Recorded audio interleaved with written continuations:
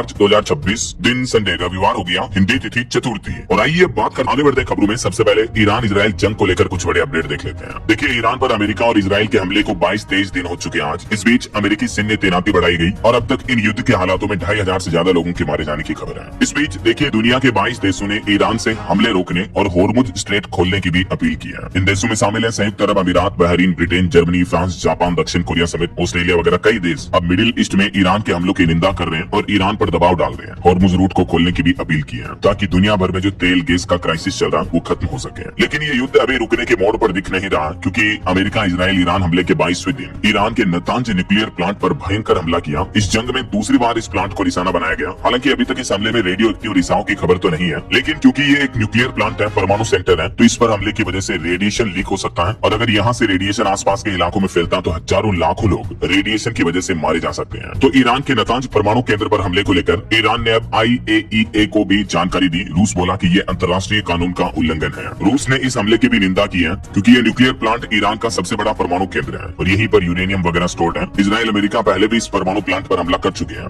लेकिन इस बार तो इस हमले की पुष्टि को लेकर भी इजराइल का कहना कि हमें नहीं पता ये हमला किसने किया। देखिए जरा। हालांकि इन हमलों के बीच भारत के लिए एक अच्छी राहत भरी रिपोर्ट आ रही है कि ईरानी नेवी ने खुद एक LPG लदा भारतीय जहाज होर्मुज रूट से पार करवाया और दावा किया जा रहा है कि इस जहाज को हमले से बचाने के लिए ट्रैकिंग सिस्टम भी बंद किए गए। हालांकि अभी भी 22 जहाज फंसे हुए हैं। इस बीच देर रात इराक के एरबिल एयरपोर्ट के पास भी ड्रोन इंटरसेप्ट किए गए। हिजबुल्लाह के हमले में भी 2 इजरायली सैनिक घायल हो गए। G7 देशों का कहना है कि ऊर्जा सप्लाई सुरक्षित रखने को हम तैयार हैं। IAEA बोला कि डिमोना हमले के बाद रेडिएशन सामान्य है। ये अंतर्राष्ट्रीय परमाणु ऊर्जा एजेंसी है। इधर बहरीन में भी अमेरिकी ठिकानों पर ईरानी मिसाइलों का हमला देखने को मिला। देर रात बगदाद में भी अमेरिकी दूतावास पर ड्रोन हमला हुआ। एक्सपर्ट्स का कहना है कि अमेरिका अपने सहयोगी देशों पर भी दबाव बना रहा है। हमारे भारत के विदेश मंत्री डॉक्टर एस जयशंकर ने भी ईरानी विदेश मंत्री से फिर से फोन पर बातचीत की और इस बातचीत में दोनों नेताओं ने इलाके में चल रहे तनाव, युद्ध और उसके असर पर भी चर्चा की। और खबर है कि इधर ईरान ने भी जवाबी कार्रवाई करते हुए तेल अवीव पर भीषण मिसाइल हमला किया। 20 सेकंड में 18 मिसाइलें दागी। और इन हमलों के बीच एक खबर आ रही कि लग्जरी प्रॉपर्टी वाले निवेशकों का पैसा भी फंसा हुआ है। अमेरिका ईरान युद्ध में झुलस रहे दुबई में विला और अपार्टमेंट की मांग घटी। 2 से 4 करोड़ तक की छूट मिल रही है, फिर भी खरीदार नहीं मिल रहे हैं, क्योंकि अभी दुबई की रियल एस्टेट प्रॉपर्टी में भी इन्वेस्ट नहीं कर रहे लोग बात इन हमलों के माहौल के बीच। और अगर ये युद्ध बीच अब पेट्रोल डीजल भी महंगा हो चुका हमारे देश के कई राज्यों में, मैंने आपको कल ही लेटेस्ट रेट्स बताए थे। कई राज्यों में जो प्रीमियम पेट्रोल के दाम 2-2.5 रुपए प्रति लीटर तक बढ़ चुके हैं। उसके बाद लोगों में पैनिक भी देखने को मिला। बीते दिन पंजाब समेत कई राज्यों में रेट्स बढ़ने के बाद लोग बाग कैन, पीपी, ड्रम वगैरह डिब्बों में पेट्रोल पंपों से तेल भरवाने लगे।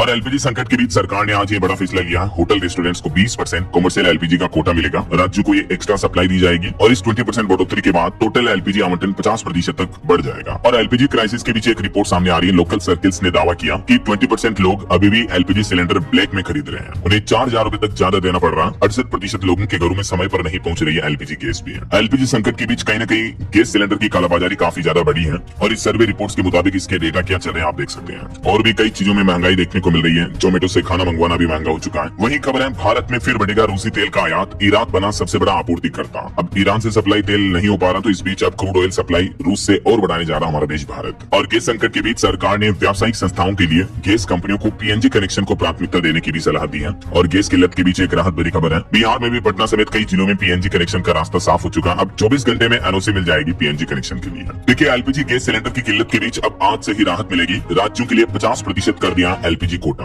और प्रवासी मजदूरों को 5 किलो का छोटा सिलेंडर भी दिया जाएगा। केंद्र की नरेंद्र मोदी सरकार की तरफ से ये बड़ा फैसला लिया गया है। वैसे राज्यों को आज 23 मार्च से ही 20% ज्यादा गैस मिलेगी, लेकिन इस 20% के बाद राज्यों को मिलने वाली जो कुल सप्लाई संकट से पहले के स्तर के 50% तक पहुंच जाएगी। ऐसा और केंद्र सरकार ने ये भी कहा कि ढाबों, होटलों को प्राथमिकता मिले। प्रवासी मजदूरों के लिए 5 किलो वाले छोटे सिलेंडर दिए जाए। इसको लेकर भारत सरकार के पेट्रोलियम और प्राकृतिक गैस मंत्रालय की तरफ से ये नोटिस भी जारी किया गया, आप देख सकते हैं। अच्छा, आपको एक सावधान करने वाली खबर भी बताता हूँ। देखिए, आप अभी जो LPG गैस सिलेंडर की किल्लत चल रही है, इस बीच इस बहाने मार्केट में साइबर ठगी का एक नया तरीका भी ढूंढ निकाला है ठगों ने। लोगों को मोबाइल पर WhatsApp पर APK फाइल भेजी जा रही है। जैसे आप इस फाइल को डाउनलोड करते हो, आपके बैंक खाते से पैसे कट जाते हैं। यूपी मुरादाबाद में तो इस तरह का मामला भी देखने को मिला। एक व्यक्ति के साथ 35,000 रुपए की ठगी हो गई। क्योंकि लोगों में अभी पैनिक का माहौल है, तो साइबर ठगियां के मौके का फायदा उठाते हैं और इस तरह के मैसेज भेजते हैं कि इस ऐप से सिलेंडर बुक करो तो आपको जल्दी मिल जाएगा वगैरह वगैरह। तो लोगों को पता नहीं चलता और अनऑफिशियल एप्स पर फिर आप पेमेंट करते हो तो इससे आपके बैंक खाते से पैसे भी कट जाते हैं। समझ रहे हो? ये पूरे घटना मामला आप देख सकते हैं। तो कभी भी कोई भी APK फाइल अननोन ऐप अपने फोन में डाउनलोड ना करें। अगर आप सिलेंडर ऑनलाइन बुक भी करते हो तो ऑफिशियल ऐप से ही बुक करें।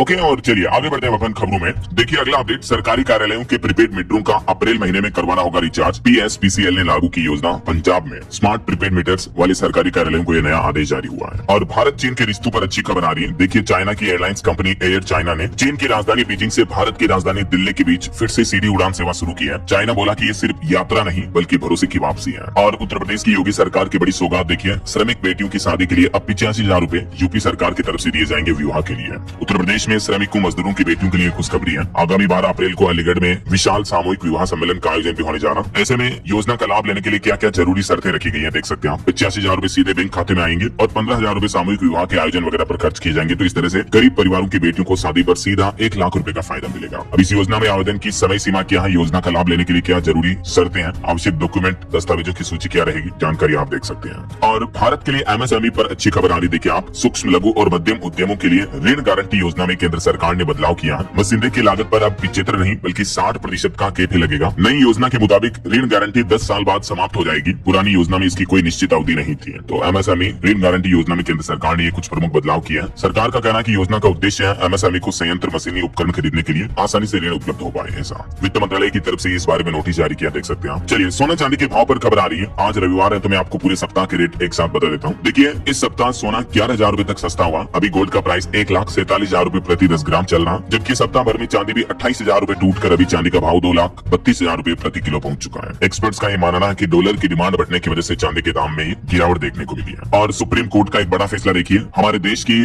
जेलों में भीड़ भाड़ पर सुप्रीम कोर्ट ने सख्त रुख अपनाते हुए अब सभी राज्यों और केंद्र शासित प्रदेशों से जेल में कैदियों का ताजा डेटा भी मांगा है। प्रत्येक जेल की क्षमता, कैदियों की संख्या और भीड़ भाड़ का प्रतिशत और जेलों में महिलाओं और बच्चों के लिए सुविधाओं का विवरण सभी राज्यों और केंद्र शासित प्रदेशों से सुप्रीम कोर्ट ने मांगा है। इसके अलावा सुप्रीम कोर्ट ने ये भी कहा कि पुलिस कर्मी जो आरोपियों के फोटो वीडियो ऑनलाइन अपलोड करते हैं किसी भी तरह के अपराध में, क्राइम में शामिल आरोपियों के, तो ये चिंताजनक है। ये निष्पक्ष सुनवाई के लिए भी खतरा है क्योंकि इससे आरोपी की इमेज खराब होती है। सुप्रीम कोर्ट ने मोबाइल से शूट किए गए फोटो वीडियो को तुरंत सोशल मीडिया पर अपलोड करने के ट्रेंड पर कड़ी चिंता जताई और कहा कि इससे निष्पक्ष सुनवाई प्रभावित होती है। चलिए खबर देखिए, अमेरिका की एक रिपोर्ट में भारत के आरएसएस पर बैन लगाने की सिफारिश की गई। 275 पूर्व जज और अधिकारियों ने आलोचना की, बोले कि रिपोर्ट से दोनों देशों के रिश्ते खराब करने की कोशिश की जा रही है। यूएससीआईआरएफ की रिपोर्ट्स में ये बैन लगाने की बात कही गई है। चलिए अगली खबर देखिए, पश्चिम बंगाल के मुख्यमंत्री ममता बनर्जी बोली कि प्रधानमंत्री नरेंद्र मोदी सबसे बड़े घुसपैठिया है। बंगाल में अघोषित राष्ट्रपति शासन लगाया। केरल मुख्यमंत्री ने राहुल और कांग्रेस को बीजेपी की बी टीम बताया। इधर राहुल गांधी का भी कहना है कि तेल की कीमतें बढ़ना महंगाई का संकेत है। उन्होंने कहा कि सरकार भले ही इसे नॉर्मल बताए लेकिन रोजमर्रा की चीजों के दाम बढ़ेंगे।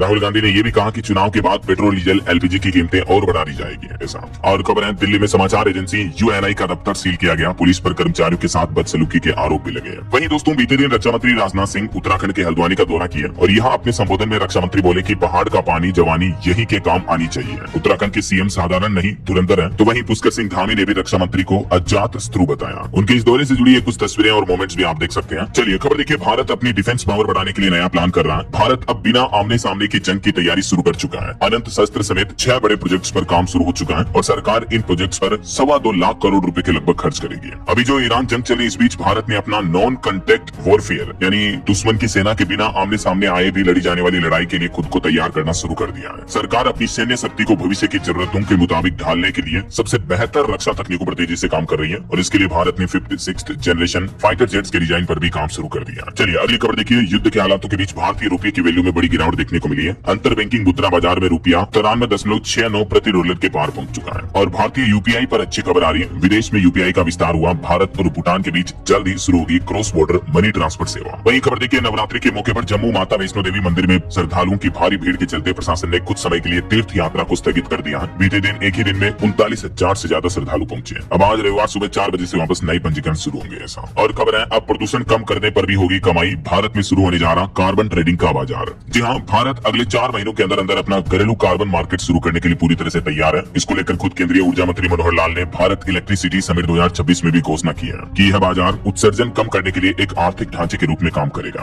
देख सकते हैं आप क्या है ये कार्बन मार्केट और कैसे काम करेगा। इस कदम से 3 बड़े फायदे होंगे, आम आदमी और देश पर भी इसका असर पड़ेगा। अच्छा, वैसे भारत की कोयला ऊर्जा उत्पादन पर भी अच्छी खबर आ रही है कि भारत ने कर दिखाया, कोयला पैदा करने के मामले में लगा दी सेंचुरी। खुद कोयला मंत्रालय द्वारा जारी आंकड़ों के मुताबिक भारत ने लगातार दूसरे साल 100 करोड़ टन कोयला उत्पादन का ऐतिहासिक रिकॉर्ड बनाया है और इस साल तो ये रिकॉर्ड 20 मार्च तक ही 1 अरब टन 1 बिलियन टन कोयला उत्पादन का जादुई आंकड़ा पार कर लिया है। भारत ने ये बड़ी उपलब्धि हासिल की है। वहीं देखिए भारतीय दवाओं का भी वैश्विक डंका बजा। उत्पादन के मामले में दुनिया में तीसरे स्थान पर पहुंच चुका हमारा देश भारत, और दवा निर्यात मेडिसिन एक्सपोर्ट के मामले में भी 16 गुना की बढ़ोतरी हुई है। भारत की फार्मा इंडस्ट्री वैश्विक स्तर पर अपनी नई पहचान बनाए है। ये आंकड़े आप देख सकते हैं। चलिए खबर है 1 अप्रैल 2026 से बदलेगा टैक्स सिस्टम। देश की वित्त मंत्री निर्मला सीतारमण ने लॉन्च किया प्रारंभ अभियान 2026। ये जो प्रारंभ 2026 है इसका फुल फॉर्म है policy reform and responsible action for mission विकसित भारत। सरकार का कहना है कि ये अभियान नागरिक देवो भव की सोच पर आधारित है, यानी टैक्स पेयर्स को सर्वोपरि माना जाएगा। अब टेक्नोलॉजी और एआई के माध्यम से टैक्स प्रक्रिया को आसान किया जाएगा। तो 1 अप्रैल 2026 से ही ये नया इनकम टैक्स कानून लागू होने जा रहा है हमारे देश में। चलिए टेक न्यूज से खबर देखिए। मैसेज पढ़ने के बाद अब ऑटोमेटिक डिलीट भी हो जाएगा आपका व्हाट्सएप मैसेज। मेटा की तरफ से इस नए फीचर पर भी टेस्टिंग चल रही है। वहीं मेटा ने एक और बड़ा फैसला लिया है। क्वेस्ट हेडसेट पर बंद होगा, ओरिजिन वर्ड्स अब सिर्फ मोबाइल पर ही चले गए हैं। 15 जून से इसको डेस्कटॉप वर्जन के लिए बंद कर दिया जाएगा। और अब आपको सिर्फ 5 सेकंड में मदद मिलेगी। फेसबुक और इंस्टाग्राम के लिए भी मेटा ने एक खास एआई असिस्टेंट रोल आउट किया है। ये आपको सोशल मीडिया अकाउंट से जुड़ी कई तरह की समस्याओं के लिए 24 आवर्स मदद देगा और 5 सेकंड से भी कम समय में ये एआई चैटबॉट आपको रिस्पॉन्स कर देगा। ऐसा वहीं गूगल लैब्स ने भी कमाल कर दिखाया। बिना कोडिंग के अब आप मोबाइल ऐप बना पाएंगे, बिना इंस्ट्रूमेंट्स के म्यूजिक कंपोज कर पाएंगे। गूगल लैब्स ने कई तरह के इनोवेटिव एआई टूल्स लॉन्च किए हैं। जैसे प्रोड्यूसर एआई की मदद से आप म्यूजिक बना सकते हैं। गूगल फ्लो बिना कैमरे के सिनेमेटिक सीन बनाने के लिए, एआई वीडियो जनरेट करने के लिए यूज कर सकते हैं आप। टॉकिंग टूवर्ड्स इंडिया एआई की मदद से घर बैठे ही भारत की ऐतिहासिक जगहों की शेयर कर सकते हैं। गूगल स्ट्रीट व्यू और यहाँ एक एआई गाइड का मिला जुला रूप आपको मिलता है। इसी तरह से Firebase studio, little language session, moving script समेत गूगल ने कई नए एआई टूल्स लॉन्च किए हैं जिनको आप गूगल लैब्स में जाकर एक्सप्लोर कर सकते हैं। और एंड्रॉइड यूजर्स के लिए भी अच्छी खबर है। व्हाट्सएप की तरह आप गूगल मैसेज पर भी भेज सकेंगे अपनी लाइव लोकेशन वगैरह। ये नया अपडेट मिलेगा आपको। तो ये तो कुछ टेक न्यूज रही, और चलिए आगे बढ़ते हैं खबरों में अपन। लेकिन इससे पहले आज के मौसम समाचार पर नजर डाल लेते हैं। और एक छोटा अगले 2-3 सप्ताह में भी खत्म हो जाए तो भी हम अपनी अर्थव्यवस्था इकोनॉमी को संभाल लेंगे, ये कहना है 16वें वित्त आयोग के सदस्य डॉक्टर सौम्य कांति घोष का। वहीं प्रधानमंत्री नरेंद्र मोदी ने भी ईरानी राष्ट्रपति से फिर से फोन पर बातचीत की, ईद के त्योहार नवरोज की बधाई दी और शांति की अपील के साथ ही सत्य संदेश भी दिया। पीएम मोदी ने बीते दिन ईद के मौके पर फोन लगाया ईरानी राष्ट्रपति को और ये बातचीत की।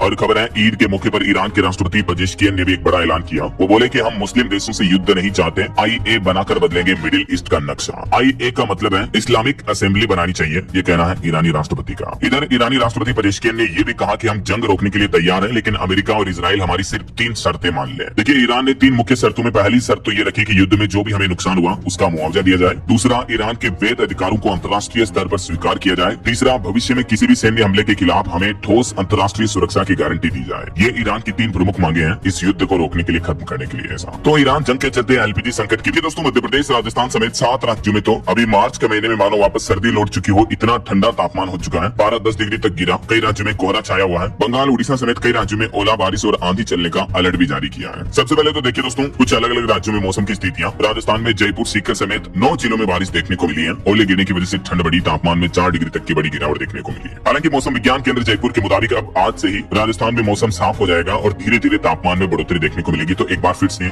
गर्मी बढ़ने की आशंका जताई गई है। और इधर उत्तर प्रदेश में देखिए काशी, लखनऊ समेत 23 जिलों में बारिश का अलर्ट है। झांसी में एक बारूद फैक्ट्री पर बिजली गिरी, इस वजह से जोरदार धमाका हुआ, एक शख्स की तो मौत भी हो गई। बिहार में भी पूरे राज्य में बारिश चल रही है। आंधी और बिजली की वजह से 7 लोगों की मौतें हो गई, 10 लोग झुलस गए। राजधानी पटना में ओले गिरे, 5 शहरों में ठनका गिरने से यानी बिजली गिरने से आग लग गई। मक्का और गेहूं की फसलों को भी भारी नुकसान पहुंचा। ये देख सकते हैं आप किस तरह से पेड़ पौधों पर बिजली गिरी तो हरे पेड़ों पर भी आग लग जाती है, बिजली इतनी तीव्र होती है। और भारी ओलावृष्टि भी देखने को मिली बिहार के कई जिलों में। अच्छा इधर देखिए मध्य प्रदेश में भी बादल छाए हुए हैं। पचमढ़ी में सबसे कम 25 डिग्री तापमान रहा। ग्वालियर, भोपाल, जबलपुर में भी 30 डिग्री से नीचे पहुंचा पारा बारिश की वजह से। हालांकि आज मध्य प्रदेश में अब मौसम साफ रहेगा, कहीं भी राज्य में आंधी बारिश ओले का अलर्ट नहीं है। और देखिए छत्तीसगढ़ में कोंडा गांव में शिमला मनाली जैसी बर्फबारी देखने को मिली। जसपुर में बिजली गिरने से एक मजदूर की मौत हो गई। रायगढ़ में एक जलाशय का गेट भी टूट गया। और हरियाणा में तो कोहरा सबसे ज्यादा देखने को मिला, इस वजह से 15 वाहन भिड़ गए, 10 लोग घायल हो गए। गुरुग्राम में धुंध से कई बिल्डिंग्स ढक गई। तापमान 10 डिग्री तक गिरा, कई ट्रेनें भी लेट हुई कोहरे की वजह से। वहीं पंजाब चंडीगढ़ में कल तो मौसम ड्राई था, सुबह शाम ठंड बढ़ी, तापमान सामान्य से नीचे पहुंचा, लेकिन आज से पंजाब चंडीगढ़ वगैरह इन राज्यों में फिर से बारिश के आसार रहेंगे।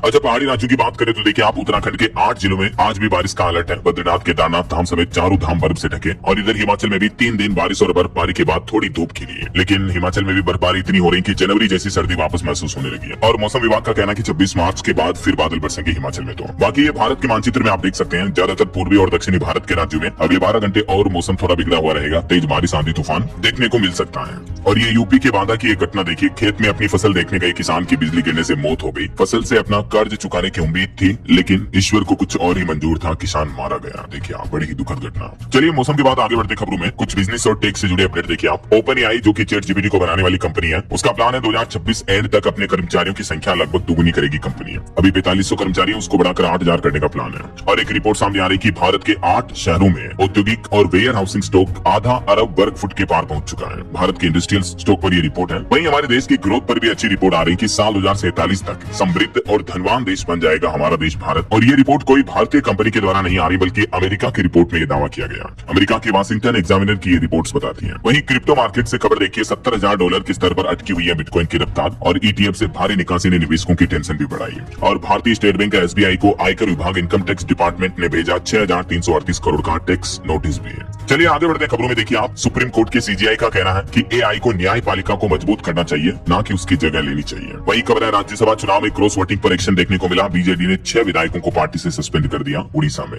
और जेके सीमेंट ने निम्बाहेड़ा में शुरू किया प्रोजेक्ट स्पर्श, जिसके तहत महिलाओं को मिलेगी मासिक धर्म स्वच्छता की ट्रेनिंग। और कुछ बड़े हादसों और दुर्घटनाओं से जुड़ी खबरें देखिए दोस्तों। दक्षिण कोरिया में कार पार्ट्स फैक्ट्री में आग लगने से 10 कर्मचारी जिंदा जल गए, 59 लोग घायल हो गए। डेजान शहर की यह घटना है। और कोलकाता के आरजी कर मेडिकल अस्पताल की लिफ्ट में फंसकर एक 40 वर्षीय व्यक्ति की मौत हो गई। वहीं यूपी मथुरा में कोहराम समझ गया। बीते दिन ईद के मौके पर फरसा वाले बाबा की हत्या से पूरा ब्रज भड़क गया। गोरक्षकों ने ईद पर दिल्ली आगरा हाईवे भी जाम किया। मथुरा में ये साधु की मौत पर हंगामा देखने को मिला। कई जगहों पर पथराव हुआ, पुलिस की गाड़ियां तोड़ी। आरोप है कि गो तस्करों ने ट्रक से उनको कुचला। एक ट्रक ड्राइवर की भी मौत हो गई। मथुरा के साधु चंद्रशेखर सिंह, इन्हें फरसा वाले बाबा के नाम से भी जाना जाता था, तो इनकी दुर्घटना के बाद ये विरोध प्रदर्शन देखने को मिला है। चलिए अगली खबर देखिए। प्रधानमंत्री नरेंद्र मोदी से बातचीत के दौरान ईरानी राष्ट्रपति ने युद्ध रोकने के लिए एक शर्त रखी। उन्होंने कहा कि अमेरिका और इजराइल अगर तुरंत अपनी आक्रामकता रोके तो हम भी फिर इस संघर्ष युद्ध को विराम देने का प्लान करेंगे। ऐसा वहीं देखिए, अमेरिकी संसद में उठी आवाज। 1971 में बांग्लादेश में हुए अत्याचार को नरसंहार के रूप में मान्यता देने की मांग की गई। और बड़ी खबर देखिए, 60 सालों में पहली बार ऐसा हुआ कि अल अक्सा मस्जिद ईद के मौके पर बंद रही है। ईरान में बाजार सूने पड़े हैं। यूएई, कतर और कुवैत समेत कई मुस्लिम देशों में खुले मैदान में नमाज पढ़ने पर भी रोक लगाई गई। इस बार दुनिया भर में जब ईद मनाई जा रही थी, तब मिडिल ईस्ट तनाव के चलते हैं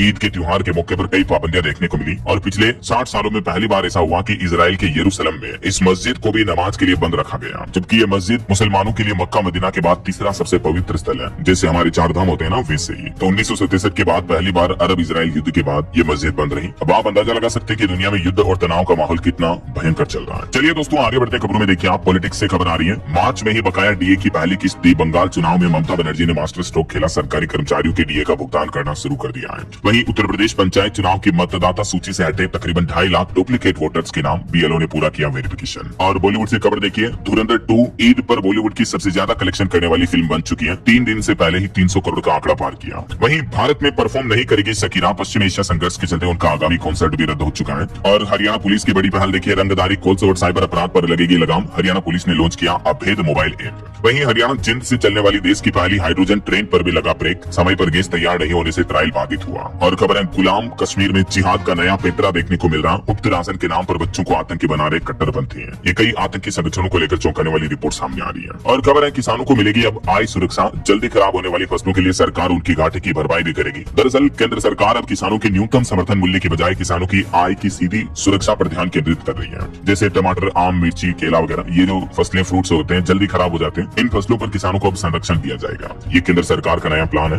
वहीं देखिए, हिमाचल प्रदेश में नेताओं व अफसरों की सैलरी में कटौती की गई। उच्च का मानदेय बढ़ाया गया। मुख्यमंत्री सुखविंदर सिंह सुक्खू ने बीते दिन हिमाचल प्रदेश का बजट जारी किया और इस बजट में कई बड़ी घोषणाएं की है। 1 लाख गरीब परिवारों को 300 यूनिट फ्री बिजली मिलेगी। 1 लाख महिलाओं को 1500 रुपए हर महीने हिमाचल सरकार देगी। 27,000 परिवारों को पक्के मकान के लिए आर्थिक सहायता दी जाएगी। किसान आयोग के गठन का ऐलान किया। दूध का क्रय मूल्य बढ़ाया गया। हिमाचल कांगड़ा एयरपोर्ट के पास बनाई जाएगी एरो सिटी भी है। इसके अलावा हिमाचल में अब नाइट पिकनिक भी शुरू होगा। टूरिज्म को बढ़ावा देने के लिए होटल व होम स्टे बनाने पर भी सब्सिडी दी जाएगी। वहीं हिमाचल में अपना सुखी परिवार योजना में जुड़ेंगे 1 लाख लोग। फ्री बिजली और 1500 रुपए समेत हिमाचल के मुख्यमंत्री सुखविंदर सिंह सुक्खू ने अपने बजट में कई नई योजनाओं की घोषणा की है। 300 यूनिट मुफ्त बिजली, 70,000 अस्थायी कर्मचारियों का मानदेय बढ़ाया गया। 3 टाउनशिप योजनाओं की भी घोषणा की है। टोटल हिमाचल के मुख्यमंत्री सुखविंदर सिंह सुक्खू ने 54,928 करोड़ रुपए का बजट पेश किया। और इस बजट में किन किन सरकारी कर्मचारियों का मानदेय बढ़ा है, जिसकी डिटेल्स भी आप देख सकते हैं। और इस बजट में और भी क्या क्या ऐलान किए गए, जैसे पशुपालकों और किसानों के लिए क्या क्या घोषणाएं हुई, ये कुछ पॉइंट्स में आप डिटेल्स देख सकते हैं। और हिमाचल के बजट में क्या क्या खास रहा इस बार। पर्यटन के क्षेत्र यानी टूरिज्म को बढ़ावा देने के लिए हिमाचल बजट में क्या क्या अनाउंसमेंट किए गए,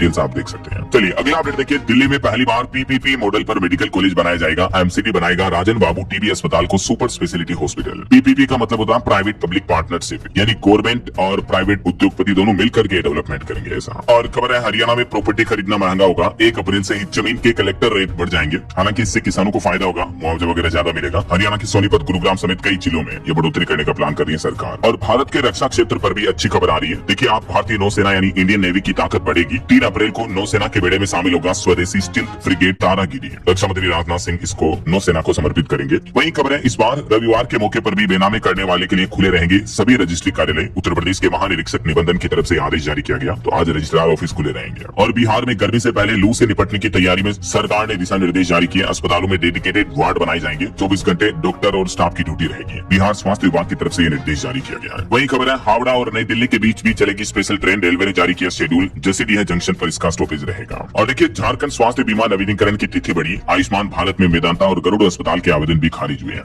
वहीं उत्तर प्रदेश में नए बिजली बिल का 25% तक पुराने में होगा समायोजित। सेटलमेंट होगा इसका। नई राहत स्कीम से उपभोक्ताओं को मिलेगा लाभ। बिजली विभाग की तरफ से ये नई स्कीम शुरू की गई है। और खबर है दोस्तों, नई दिल्ली रेलवे स्टेशन पर जल्द ही शुरू होगा क्यूआर कोड से एंट्री का सिस्टम। एआई कैमरों से होगी कोने कोने की निगरानी। यात्रियों की सुरक्षा व्यवस्था भी और बढ़ेगी इससे। वहीं दिल्ली से बिहार पटना के लिए जल्द ही चलेगी डीटीसी की ऐसी बसें। 17 अंतर्राज्यीय रूटों पर बस सेवा शुरू करने की योजना बना रही है दिल्ली सरकार। और आने वाले अगले साल के अर्धकुंभ 2027 पर अखाड़ा परिषद ने बड़ा फैसला लिया। इस बार साधुओं को आईडी और आधार कार्ड दिखाना अनिवार्य होगा। जो उत्तराखंड के हरिद्वार में यह अर्धकुंभ आयोजित होगा, इसमें यह नया नियम लागू होगा। वहीं चुनाव आयोग ने विज्ञापनों के लिए राजनीतिक पार्टियों को निर्देश जारी किया कि सर्टिफिकेट लेना जरूरी होगा। चुनाव आयोग का आदेश है कि बिना इजाजत इलेक्ट्रॉनिक या सोशल मीडिया पर एड जारी नहीं कर सकेंगी पॉलिटिकल पार्टियां। और खबर देखिए, अमेरिकी अंतरिक्ष एजेंसी नासा ने चांद पर जाने की फिर से तैयारी शुरू की। लॉन्च पैड पर पहुंचा आर्टेमिस मिशन 2।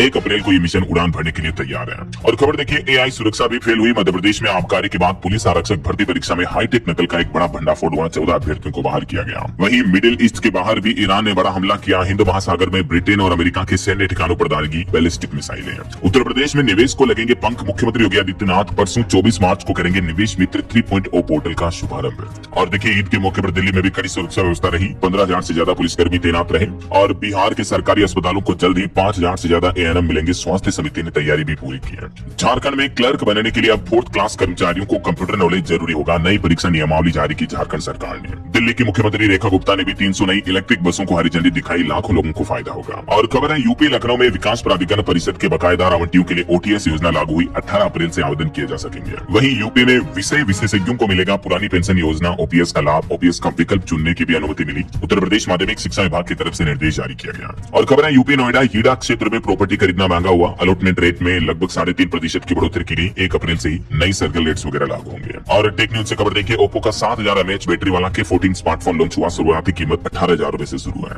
वहीं बॉलीवुड से the voice of Hind Rajab film की भारत में रिलीज रुकी। और खबर है एमएफआई का फंड संकट अब खत्म होगा। सरकार ने शुरू की सीजीएस एमएफआई 2.0 योजना। एमएफआई यानी माइक्रो फाइनेंस इंस्टीट्यूशंस के फंड के लिए केंद्र सरकार ने ये नई स्कीम शुरू की है। और बड़ी खबर देखिए, हिमाचल प्रदेश में कचरा प्रबंधन नियमों की अनदेखी पर हाईकोर्ट ने सख्त रुख अपनाते हुए केंद्र सरकार और विभागों से जवाब तलब किया। वहीं एयर इंडिया विमानन कंपनी ने फिटनेस के नियम सख्त कर दिए। अब मोटापे या कम वजन पर केबिन क्रू को ड्यूटी से हटाया जाएगा, वेतन भी रोका जाएगा। और यूपी में को रक्षा वर्ग को आश्रय आत्मनिर्भरता में योगदान देने वाले लोग अब सम्मानित किए जाएंगे। मुख्यमंत्री योगी आदित्यनाथ बोले कि प्रदेश में सब जगह सीसीटीवी कैमरे लगाए जाएं। और खबर है राजस्थान में जयपुर में आमेर, जगतपुरा, बगराना और हीरापुर तक चलेगी मेट्रो। मुख्यमंत्री ने नई कार्य योजनाओं को विस्तार दिया। वहीं जयपुर में मध्य प्रदेश के मुख्यमंत्री मोहन यादव भी बोले कि राजस्थान और एमपी भाई भाई हैं। और यूपी इलाहाबाद हाईकोर्ट ने पूछा कि चाइनीज मांझे पर रोक लगाने को लेकर सरकार ने क्या कार्यवाही की। सरकार से जवाब तलब किया। वहीं दिल्ली में आज लगेंगे पीएम उदय योजना के सिंगल विंडो कैंप। नागरिकों को ऑन द स्पॉट कई सारी सेवाओं का लाभ मिलेगा। और दिल्ली असेंबली विधानसभा सत्र की आज से शुरुआत होने जा रही है। फिर परसों 24 मार्च को दिल्ली की रेखा गुप्ता सरकार सालाना बजट पेश करेगी। हरियाणा राज्य में जबरन वसूली कॉल्स पर अब लगाम लगेगी। डीजीपी अजय सिंघल ने लॉन्च की हरियाणा पुलिस अभेद मोबाइल ऐप भी, मैंने आपको बताया था। और देखिए बिहार के लिए बड़े गर्व की बात, बिहार का गोल्डन बॉय पीयूष राज ने 400 मीटर में जीता स्वर्ण पदक। वर्ल्ड चैंपियनशिप के लिए भी इनका चयन हो चुका है। मेनी कांग्रेट्स इनको।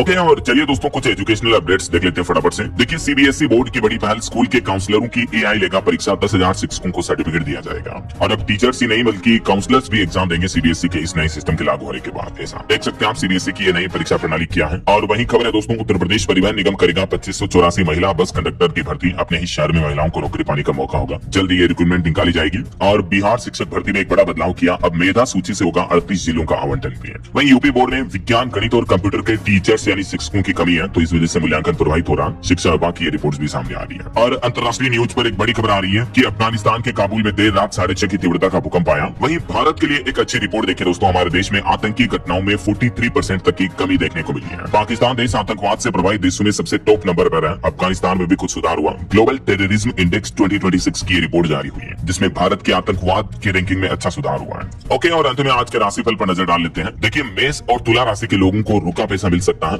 मीन राशि के लोगों को भी कारोबार के नए मौके मिलेंगे। और भी कुछ अलग अलग राशियों का राशिफल